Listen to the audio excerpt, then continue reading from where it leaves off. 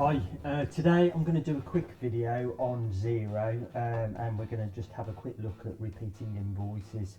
So a really quick video just to go through that element of the program. So if we go to our desktop,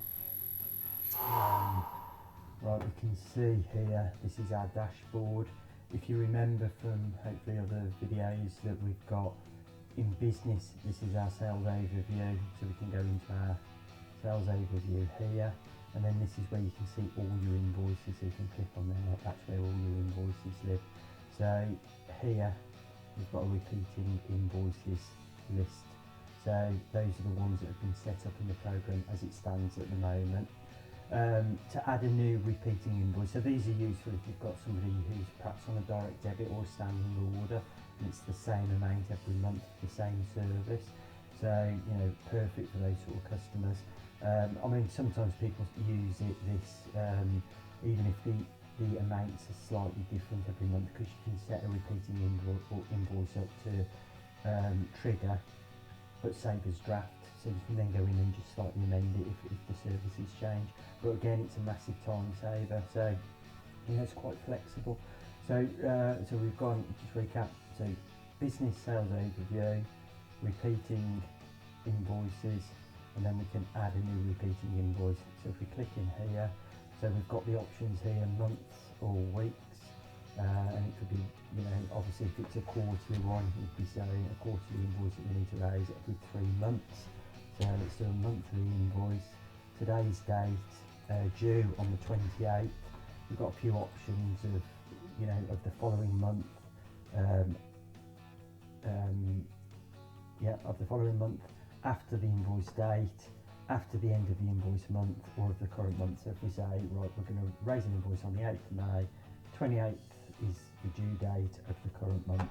We can put in here, so say it was a 12-month contract, we could go to April next year and say on the 8th of April, that's when we want to run these repeating invoices to, or you can leave that blank, so you know, it's completely up to you.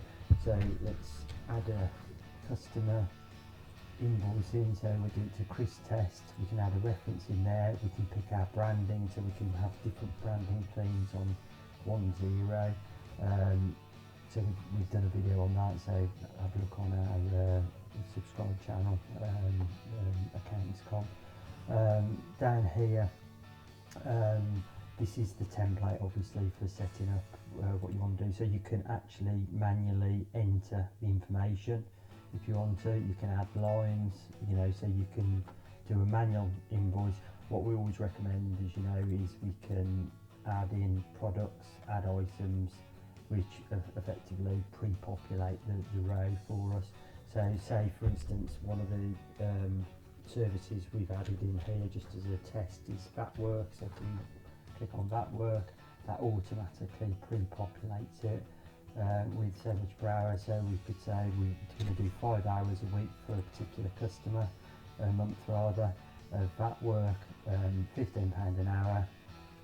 So that comes back to £90 a month. So that's going to be a repeating invoice that we trigger. So if we went down and saved it here now, that would come up with an error because we haven't told it exactly what we want it to do. So it's asking us, do we want to save this as a draft, as an approved invoice, or as an approved invoice and actually send it out. So we've got a few options there. So if we save it as draft, it will automatically on the 8th of every month, going up to the point where you've asked it to, it will raise an invoice and drop it into your drafts list in your sales overview.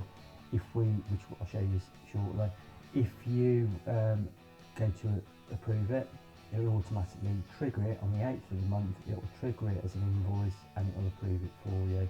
And then if you're 100% confident that the invoice is going to be exactly right, and say you've got somebody on a direct debit for the exact amount and you know that 100% it's going to be right, we can click on approve and send.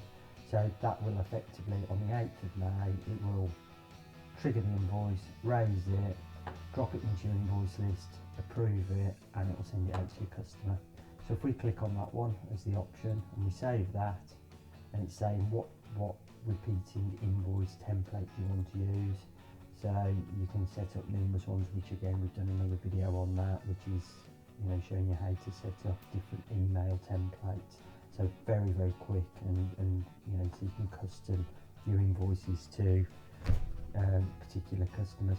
So in this instance we'll say we're happy with that template, and then that's saved it. So there it is in the list. So business, sales overview, repeating invoices, there it is in the list. Okay, and we've asked it to approve and send. At any point you can go into that list and amend it. So you can say, no, I don't actually want to send it, I just want to save it as draft, and then save it so future invoices will be raised, but it'll just drop into your drafts. So to show you where that is, so sales overview, we've got draft, awaiting approval, awaiting payment, and overdue. So obviously this is just a made up demonstration software, so none of these numbers are actually right, obviously. So here this is where the draft items would sit, so that would allow you to click into them, amend them, add anything into it. So again, it's just a massive time saver because it's generating the invoice, it's reminding you you've got to send the customer the invoice, and it'll allow you just to add lines in, take things out, and then prices, but a lot quicker than actually going in and raising an invoice. The main thing we would use it for is for setting them up 100% and ready to send out. So like I say, if you've got something on a direct debit and you know exactly what they're going to be having and exactly what they're going to be paying, you would set it to approval for sending, and it will automatically do it. So on the date that you've asked it to, it will raise the invoice, and it will approve it, and it will send it out to your customer. Okay, at any point you can delete anything as well. So if suddenly the contract changes, or you no longer got the customer, you can just go into your sales overview, repeating, go and find the customer, click on it and delete it from the list.